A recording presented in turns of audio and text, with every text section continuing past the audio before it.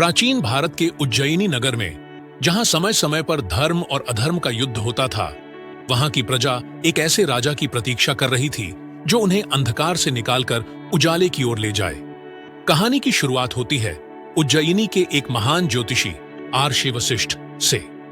एक रात आकाश में उन्होंने 7 तारे देखे जो एक अद्भुत चमक बिखेर रहे थे। उन तारों की स्थिति ऐसी थी जैसे वे किसी राजा की जय घोष कर रहे हों। आर्षि ने ध्यान लगाया और दिव्य दृष्टि से देखा कि उज्जैनी के राजा गंधर्वसेन को शीघ्र ही एक ऐसा पुत्र प्राप्त होगा जो धरती पर धर्म और न्याय का प्रतीक बनेगा। विक्रमादित्य की माता रानी सुलक्षणा ने लंबे समय तक संतान सुख के लिए यज्ञ और तप किया था।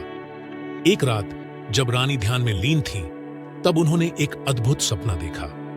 स्वर्ण सिंहासन पर बैठे भगवान शिव ने उन्हें दर्शन दिए और कहा, हे रानी, तुम्हारी तपस्या से प्रसन्न होकर मैं तुम्हें एक पुत्र का वरदान देता हूं। वह पुत्र केवल तुम्हारा नहीं बल्कि संपूर्ण संसार का रक्षक होगा। लेकिन याद रखना, उसका जन्म आसान नहीं होगा। कुछ महीनों बाद जब रानी के प्रसव का समय आया तो पूरी उज्जैनी में अंधकार छा गया। चंद्रमा और सूर्य जैसे छिप गए थे। आकाश में काले बादल मंडरा रहे थे और ऐसा लग रहा था मानो प्रकृति स्वयं कोई बड़ी घटना की प्रतीक्षा कर रही हो। रात के तीसरे प्रहर में एक दिव्य रोशनी महल के गर्भगृह में फैल गई। उस रोशनी के साथ ही आकाश से एक आवाज गूंजी, धर्म का रक्षक, न्याय का प्रतीक और अधर्म का नाश करने वाला अब इस धरती पर जन्म ले चुका है। जैसे ही शिशु का जन्म हुआ, वह शांत और मुस्कुराते हुए दिखाई दिया। लेकिन उसके जन्म के साथ ही एक अद्भुत घटना घटी। महल के पास स्थित एक सूखा हुआ पेड़ जो वर्षों से मरा हुआ था, अचानक हरा भरा हो गया और उस पर फूल खिल उठे।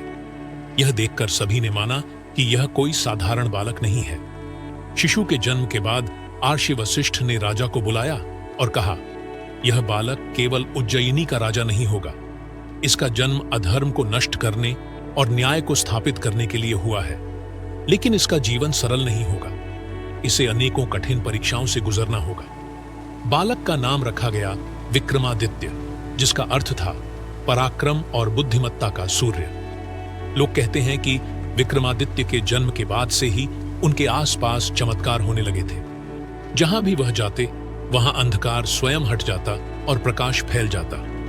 विक्रमादित्य का जन्म केवल एक राजकुमार के रूप में नहीं हुआ था, बल्कि यह माना जाता था कि वह स्वयं किसी दिव्य शक्ति का अवतार थे। उनकी आत्मा को अधर्म का अंत करने के लिए धरती पर भेजा गया था। यह कहानी इस बात को प्रमाणित करती है कि महान पुरुषों का जन्म केवल एक संयोग नहीं बल्कि एक ईश्वरीय योजना का हिस्सा होता है।